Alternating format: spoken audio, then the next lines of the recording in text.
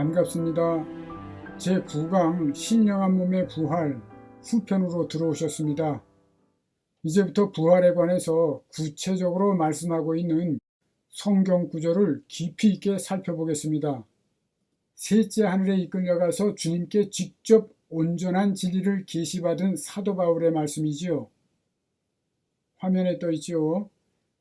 고린도후서 4장과 5장에 있는 이 말씀은 우리의 속사람인 영이 어떠한 과정을 거쳐서 영광의 신령한 몸을 덧입게 되는지를 가르쳐 줍니다. 성경을 볼 때 몇 장이라든지 몇 절이라든지 이런 것들은 구분하고자 하는 사람이 의미대로 구분한 겁니다. 장이 바뀌니까 서로 다른 내용으로 착각할 수 있는데요. 이 고린도후서 4장 끝부분과 고린도후서 5장 앞부분은 하나로 연결된 내용입니다. 자, 이제부터 이 내용을 살펴보겠습니다. 4장 16절에 우리의 겉사람은 낡아지나 우리의 속사람은 날로 새로워지도다 라고 말씀하고 있는데, 겉사람은 육체, 속사람은 우리 안에 있는 영을 가리키지요. 이 영을 단순히 사람의 호흡이나 정신이라고 말하는 세대주의자들의 말에 대해서는 나중에 따로 강의하도록 하겠습니다. 속사람은 우리 안에 있는 영을 가리키는 거지요. 자, 그 겉사람, 즉 육체는 점점 쇠약해지지만 영은 날로 새로워진다고 말씀합니다. 그리고 17절에는 우리가 이 땅에서 겪는 회개와 환난과 인내와 연단의 과정이 우리 안에 지극히 크고 영원한 영광에 중한 것을 이루어간다고 말씀합니다.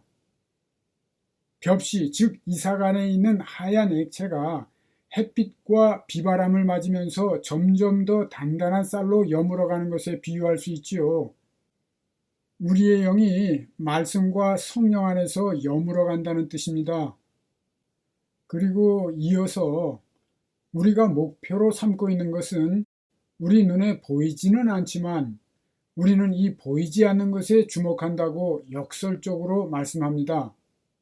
왜냐하면 이것이야말로 모형과 그림자와 같은 이 세상을 살면서 우리가 소망해야 하는 영원한 것이기 때문입니다.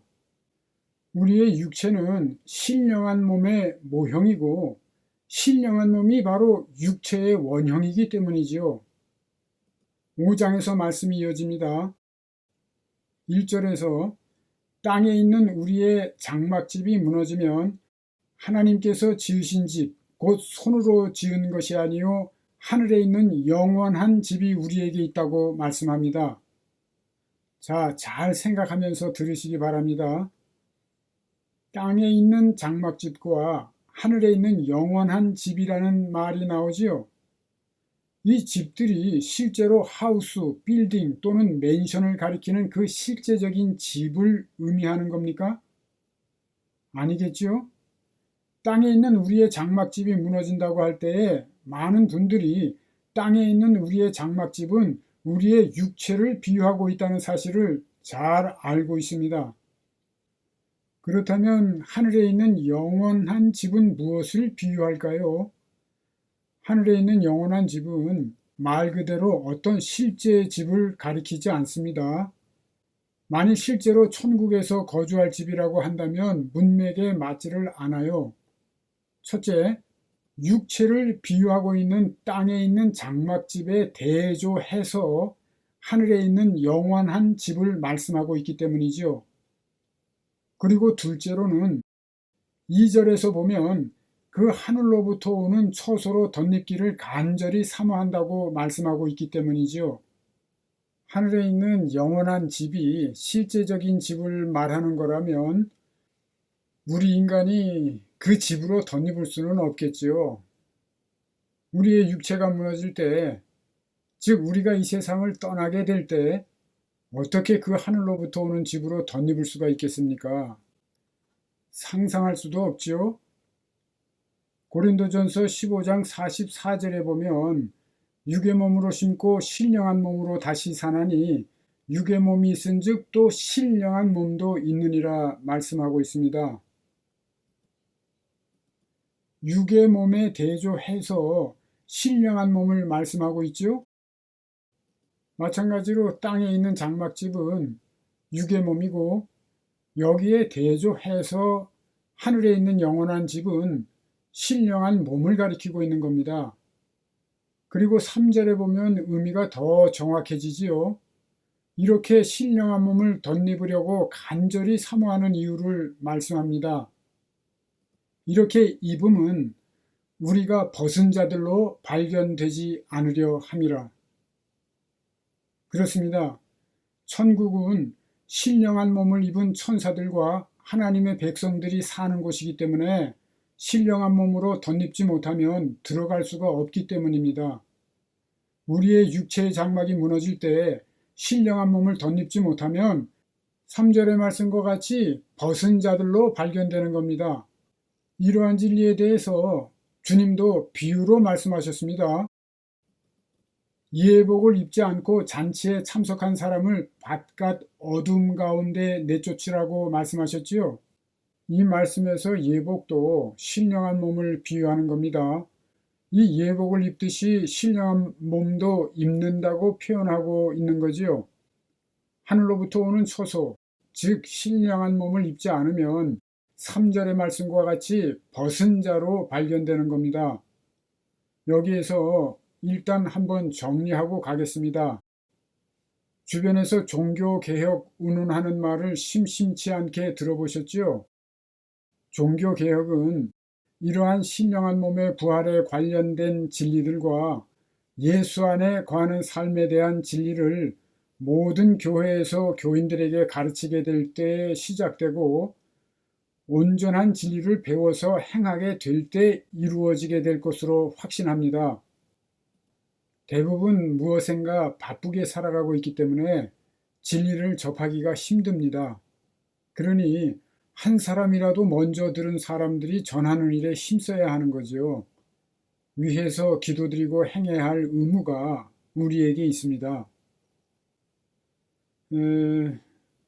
지금까지의 내용을 정리하자면 육체의 장막이 무너지는 날 부활하게 되는데 어떤 사람은 신령한 몸을 덧입고 부활하고 어떤 사람은 벗은 채로 부활하는 것입니다. 그리고 우리가 이 땅에서 환난을 이겨내면서 선을 행하고 인내하며 연단을 받는 등 애쓰며 살아가는 그 삶이 우리 속사람에게 지극히 크고 영원한 영광에 중한 것을 이루게 한다는 진리를 살펴보았습니다. 사도 바울은 에베소서 3장 16절에서 하나님께서 성령으로 말미암아 우리 속사람을 능력으로 강건하게 하시기를 기도드리고 있습니다. 성령을 따라 살아갈 때에 우리의 속사람, 즉 우리의 영이 성장하며 능력과 에너지가 충만하여 가고 그 영광이 점점 더 빛나게 된다는 뜻입니다. 실제로 우리 속에서 일어나고 있는 실제 상황임을 믿으시기 바랍니다. 이러한 진리를 믿을 때 믿음이 필요한 거지요. 신령한 몸의 부활에 대해서 비유로 말씀드리자면 이렇습니다. 비유로 말씀드리는 겁니다. 각 사람이 이 땅에 사는 동안 천차만별로 깨달은 진리의 말씀을 따라 살다가 그 심은 대로 삶의 결실을 거두게 됩니다. 그런데 우리의 속사람인 영이 점점 더 영광스러워가고 능력이 충만해 갑니다. 각자가 심은 대로 속사람의 영광에 중한 것이 천차만별로 이루어지면서 제각각 코드를 만들게 됩니다. 사도 바울의 가르침을 따르면 우리가 그리스도의 장성한 믿음의 분량에까지 자라가며 마침내 그리스도의 형상을 이룰 수 있게 됩니다. 그러나 이와 같이 되지 못하는 사람들이 지금까지는 너무도 많았겠지요? 마침내 세상 끝날 우리의 육체의 장막이 무너지는 그날에 그 영이 각기 그 코드에 맞는 신령한 몸을 덧입고 천국으로 들림받게 되는 겁니다. 서로 다른 두 개의 물질이 결합하려면 코드가 맞아야 되듯이 말입니다.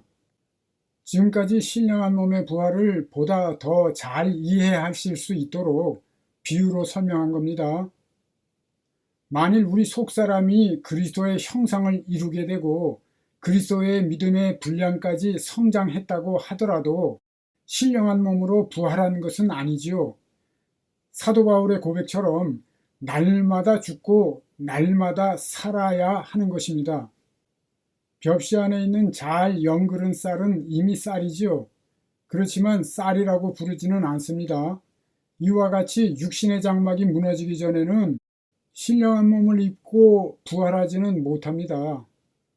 그렇지만 신령한 몸으로 부활한 것과 방불한 상태인 것이 사실입니다. 그만큼 능력이 있는 거지요. 벽시 안에 있는 잘 익은 쌀과 같다는 뜻이지요. 그 안에 그리스도의 형상을 이룬 상태인 겁니다. 쌀의 겉껍질인 결을 분리해내야 쌀이 되듯이 마침내 마지막 날 육신의 장막이 무너지면 찬란한 영광의 신령한 몸을 덧입고 부활하게 되는 것입니다. 그래서 사도 바울은 고린도전서 15장에서 뿌리는 씨가 죽지 않으면 살아나지 못한다고 말씀하며 혈과 육으로는 하나님의 나라를 유업으로 받을 수 없다고 말씀한 거지요. 우리 각 사람에게 있어서 마지막 날은 각 사람이 죽는 날인 겁니다. 그래서 사도 바울은 고린도전서 15장에서 부활이 각기 자기 차례대로 된다고 말씀하고 있습니다. 사람이 각각 죽는 날이 당연히 다르기 때문이죠. 여기에 대해서도 시간 관계상 이어지는 강의에서 자세히 살펴보도록 하겠습니다. 지금 간단히 말씀드리려고 해도 이렇게 시간이 길어지네요. 오늘은 좀 끈기를 가지시고 끝까지 잘 들어주시기 바랍니다. 기독교인 중에도 많은 이들이 부활에 대해서 거의 지식을 갖고 있지 못합니다. 그렇기 때문에 빌립보서 3장에 있는 말씀대로 구원받은 기독교인들 모두가 마지막 날에 주님의 영광의 몸의 형체와 같이 부활할 것으로 믿고 있습니다. 심지어는 우리가 부활할 때에 예수님과 같은 부활의 몸으로 부활할 것이라고 설교하는 분들도 있습니다. 그렇죠? 그러나 이 말씀은 겸손한 사도 바울이 빌립보 교회 교인들을 자기 자신과 같은 신앙의 경지에 있는 성도들로 간주하고 전하고 있기 때문에 이와 같이 말씀한 겁니다. 사도 바울이 겸손하기 때문에 이렇게 표현한 거죠. 그런데 실제로는 대부분의 교인들이 사도 바울의 신앙의 경지에 도달해 있지 못한 것이 사실이 아닙니까? 그러니까 교인들이 부활할 때 입게 될 신령한 몸은 각자가 심은 대로 천차만별 다를 수밖에 없다는 것이 진리입니다.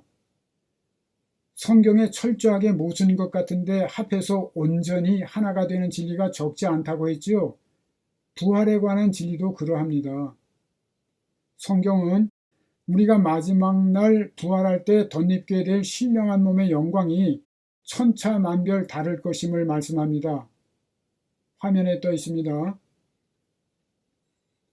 해의 영광이 다르고 달의 영광이 다르며 별의 영광도 다른데 별과 별의 영광이 다르다. 그런데 죽은 자의 부활도 그와 같다고 말씀합니다. 우리가 부활할 때의 영광이 천차만별 틀리다는 겁니다. 밤하늘에 빛나는 별들은 천차만별 그 영광이 다릅니다. 또한 보름달 옆에 있는 별은 달의 영광 때문에 그 영광이 희미합니다. 그런데 해가 떠오르면 달이나 별의 영광은 사라져서 보이지 않습니다. 이와 같이 모든 사람이 부활할 때에 입게 될 신령한 몸의 영광이 천차만별로 틀릴 것임을 말씀합니다. 영광만 다를 뿐 신령한 몸은 다 같은 신령한 몸일까요? 전혀 그렇지 않습니다. 화면에 떠 있지요. 예수 그리스도께서는 이렇게 말씀하십니다. 사람이 죽은 자 가운데서 살아날 때에는 장가도 아니가고 시집도 아니가고 하늘에 있는 천사들과 같으니라. 마가복음 12장의 말씀에서 천사들과 같다고 할 때의 같다로 번역된 헬라어 호스는 실제로 같다는 뜻입니다. 또 그 밑에 있는 누가복음 20장에서는 헬라어 이상겔로스를 천사와 동등이라고 번역했습니다. 그런데 이상겔로스는 똑같다는 뜻을 가진 헬라어 이소스와 천사라는 뜻의 단어 앙겔로스를 합한 단어입니다. 이소스는 영어로 equal이라는 뜻입니다. 그러니까 부활 때에는 신령한 몸을 가진 천사들과 똑같이 된다는 뜻입니다. 지금 화면에 말씀이 떠 있잖아요. 천사가 각기 그 영광과 능력을 가지고 있듯이 부활의 사람들도 그러하다는 겁니다. 천사가 시집도 안 가고 장가도 안 가듯이 부활의 사람들도 그럴 것이요. 천사들의 직급이 다르듯이 부활의 사람들의 신분도 다르고 능력도 다르다는 진리를 말씀하시는 겁니다. 하나님께서는 각자가 심은 대로 거두게 하십니다. 그러므로 이 땅에서 살아가는 하루가 저 영원한 나라에서 천년과 같은 삶을 결정할 텐데 바로 오늘을 하나님의 뜻대로 살아야 하지 않을까요? 성령은 선과 의와 진실함을 가지고 심는 사람들에게 영광스러운 것을 거둘 수 있도록 도와주시는 분입니다. 한 번밖에 주어지지 않는 우리의 인생을 살아갈 때에 성령을 따라 살아감으로써 영원한 영광에 중한 것을 이루어가야 하지 않겠습니까? 오늘은 여기까지 하겠습니다. 안녕히 계십시오. 한근산이었습니다. 애청해 주셔서 감사합니다.